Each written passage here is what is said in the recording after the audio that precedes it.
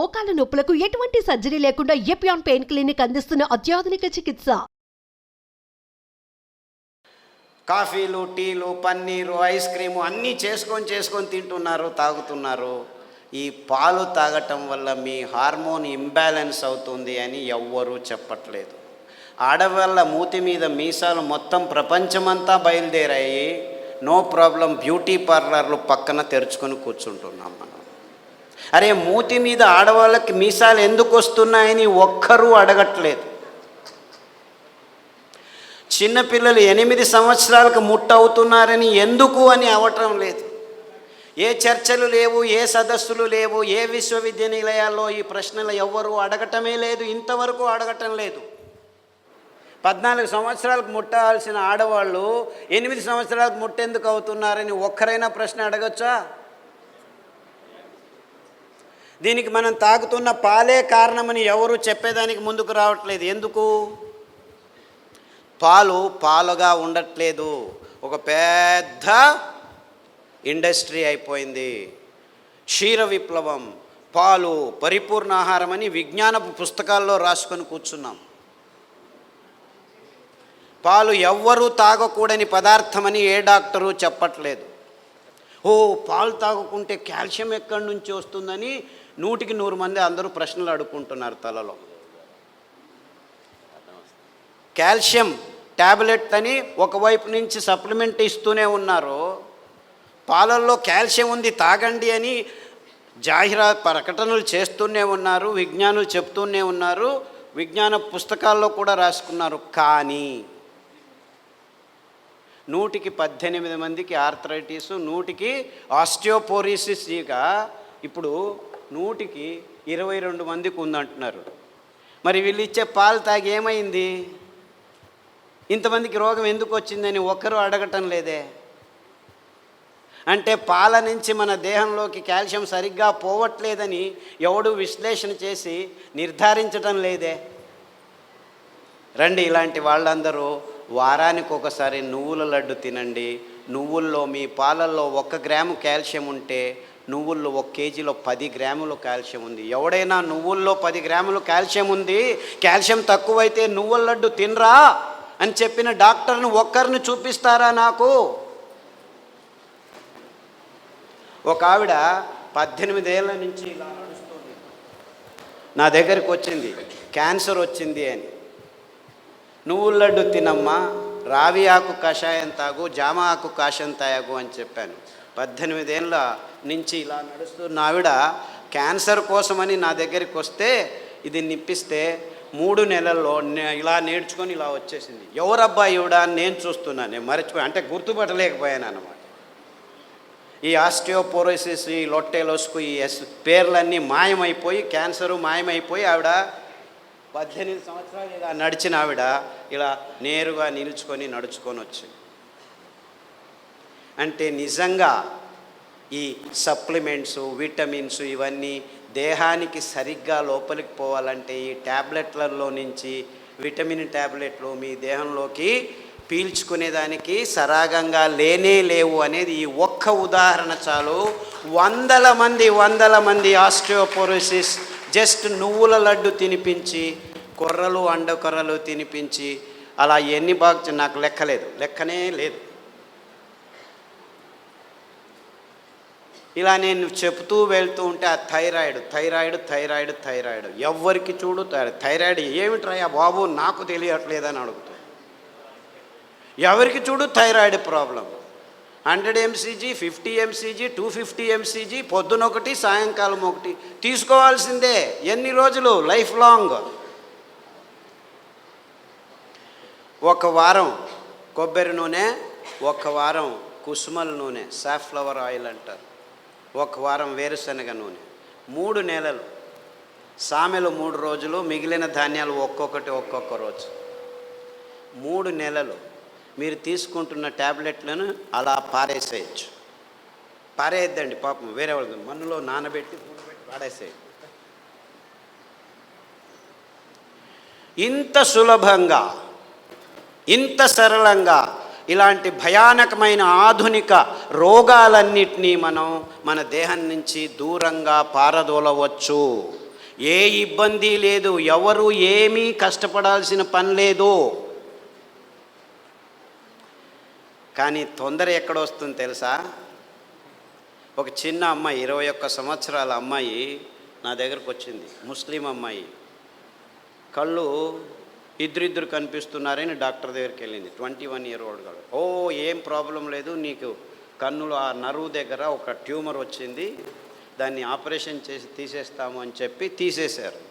తీసేసిన తర్వాత 3 వారాలకు చెప్పారు, ఇది క్యాన్సర్ గడ్డ, నీకు కీమోథెరపీ రేడియోథెరపీ అన్నీ చేయాలి, రా అని పిలుచుకెళ్ళి కీమోథెరపీ రేడియోథెరపీ అంతా చేసేసారు. 3 నెలల్లో అంతా ముగించేసి అమ్మాయి మొత్తం వెంట్రుకలు లేచిపోయి నల్లగా అయిపోయి ఎంతో అద్భుతంగా అందంగా ఉన్న అమ్మాయి భయంకరంగా తయారైంది.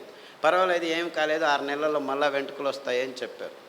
6 నెలల్లో వెంట్రుకలు వచ్చాయి. కానీ 6 నెలల్లో మళ్ళీ ఆవిడ ముగ్గురును చూడడం మొదలుపెట్టి, ఎందుకు ఇంకొక గడ్డ పెరిగింది. మళ్ళా రా, 6 లక్షలు ఇప్పటికే ఖర్చు అయ్యి ఇంకొక 6 లక్షలు, మళ్ళీ ఆపరేషన్, మళ్ళీ కీమోథెరపీ, మళ్ళా రెడీ. ఎవరో చెప్పారు ఖాదర్ దగ్గరికి వెళ్ళు అని. వచ్చింది. సాదాపాకు కషాయము, పసుపు కషాయము, దాల్చిన చెక్క కషాయము, పారిజాత, జాంపండు, రావియాకు కషాయాలు తాగించి అరికలు, సామెలు, కొర్రలు తినిపిస్తే 3 నెలలకు అమ్మాయికి ముగ్గురు కనిపించేది ఇద్దరు కనిపించేది ఒక్కరు కనిపించడం మొదలుపెట్టారు. బాగా అయిపోయింది, డబ్బులు బాగా ఉన్నాయి. మళ్ళా వెళ్ళి పెట్ స్కాన్ చేసుకొని చూస్తే ట్యూమర్ లేదు. ఎక్కడ పోయింది ట్యూమరు అని డాక్టర్ అడిగాడట. నాకేం తెలుసు, ఖాదర్ని వెళ్ళి అడుగుని. నాకు తెలియదమ్మా, నువ్వే చేసుకున్నావు, ఇది తిన్నావు, బాగా అయిపోయింది, కరిగిపోయింది. అదెట్లా కరుగుతుంది కషాయాలకి అని చెప్పి తిట్టి పంపించారు ఆ అమ్మాయిని. సరే ఏమైతే ఏమీ, నాకు క్యాన్సర్ లేదు, అంత బాగున్నానని చెప్పి ఖుషీగా వచ్చేసింది. ఇంటికి వచ్చి నా దగ్గరికి మళ్ళీ మరుసటి రోజు, డాక్టర్ రేపటి నుంచి నేను మళ్ళీ నార్మల్ భోజనం చేయొచ్చా అంటే, అదేదో నేను మందిచ్చాను, మళ్ళా వెళ్ళి నేను పలావు, గుడ్లు, బిర్యానీ, హైదరాబాద్ బిర్యానీ, కాశ్మీర్ బిర్యానీ తినొచ్చా? లేదమ్మా, అవన్నీ తిన్నందుకే నీకు రోగం వచ్చింది, అవి నిజమైన ఆహారం కాదు,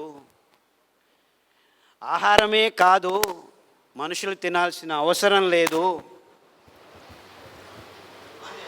నిజమైన ఆహారం ఈ అద్భుతమైన ధాన్యాలు మన పేద రైతులు ముందు పెంచుతూ నిన్నారు.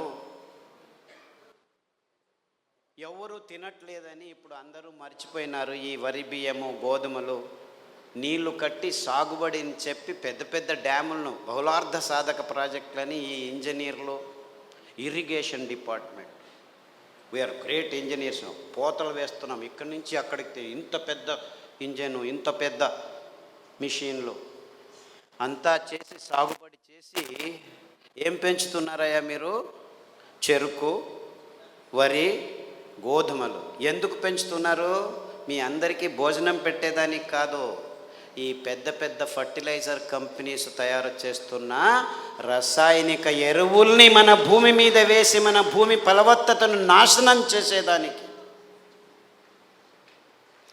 ఆ విధంగా నాశనం చెందుతున్న భూముల్లో పెరిగిన ఈ వరి, గోధుమ, చక్కెర మన ప్రజల నోట్లలోకి వెళుతూ లేనిపోని రోగాల్ని సృష్టిస్తూ ఉంటే ఈ విజ్ఞానులు, ఈ విశ్వవిద్యానిలయాలు, ఈ డాక్టర్లు, నీకు డయాబెటీస్ వచ్చిందా, అనువంశీయము, మీ సోదరమామకు ఉండింది, మీ మేనమామ నుంచి వచ్చింది, మీ తాత నుంచి వచ్చింది, మీ ముత్తాత నుంచి వచ్చింది, మా ముత్తాతకు ఈ రోగాలు లేనే లేవయ్యా, 100 సంవత్సరాల క్రితం వెళ్తే ఎవరికీ డయాబెటీస్ లేదు అంటే నీకు తెలియదులే. లేదు లైఫ్ స్టైల్ డిసీజ్, ఇది స్ట్రెస్ వల్ల వచ్చింది, చాలా స్ట్రెస్లో ఉన్నావు, అందుకు ఎవరిని అడిగినా స్ట్రెస్ రిలేటెడ్. 3 సంవత్సరాల పాపకు వచ్చిందయ్యా, ఆ పాపకేమి స్ట్రెస్ ఉందిరా? ఒకరికి కాదు, ఇద్దరికి కాదు, 100కి 5 మందికి వస్తుందిరా నాయన. లేదు చపాతీ తిను పోతుంది. నార్త్ ఇండియాలో అందరూ చపాతీలేరా తింటున్నారు, మనకంటే ఎక్కువ రోగం ఉందిరా వాళ్లకు. ఇలా లేనిపోని కారణాలను చెబుతూ ఉంటే మనం అవునా అని చెప్పి వీళ్ళు చెప్పేదానికి తలలూపుకుంటూ వచ్చి ట్యాబ్లెట్ మీద ట్యాబ్లెట్లు తీసుకుంటూ ఉంటే ఈ డయాబెటీస్ రోగులకి కొన్ని రోజుల తర్వాత కిడ్నీ లేచిపోతుంది జాగ్రత్త అని వాళ్ళే చెప్తారు. కిడ్నీ లేచిపోతుంది ఏం చేయాలి అంటే, no problem, dialysis unit ready చేసాం రండి అంటున్నాడు.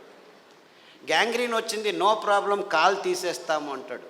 కాలు ఒకేసారి తీయడు, ఫస్ట్ వేలు తీస్తాడు, తర్వాత కాలు తీస్తాడు, తర్వాత ఇంతవరకు తీస్తాడు, 3 సార్లు ఆపరేషన్లు చేస్తాడు. కొత్త కాలు రెడీ చేశాము అంటాడు.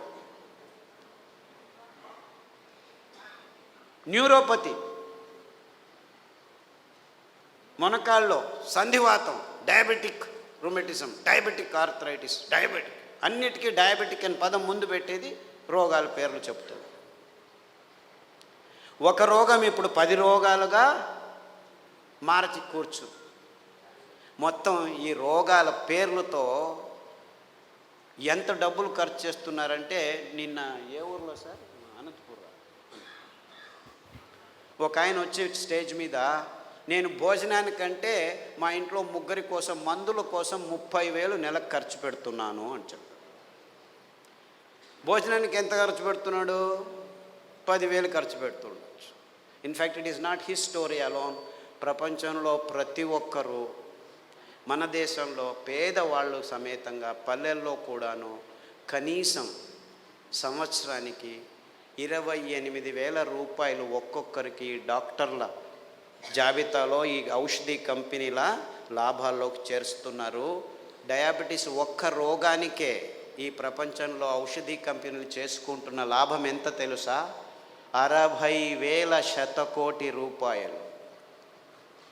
60,000 శతకోటి రూపాయలు అంటే మీకేమైనా కళ్ళ ముందు ఎన్ని సున్నాలు వస్తున్నాయి? 6 పక్కన 12 సున్నాలు.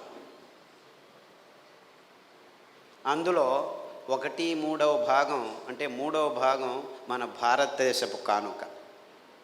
20,000 శతకోటి రూపాయలు మన దేశం నుంచి ఈ ఔషధి కంపెనీలకు జస్ట్ టు మేనేజ్ డయాబెటీస్ కోసం మనం కానుకగా ఇస్తున్నాము.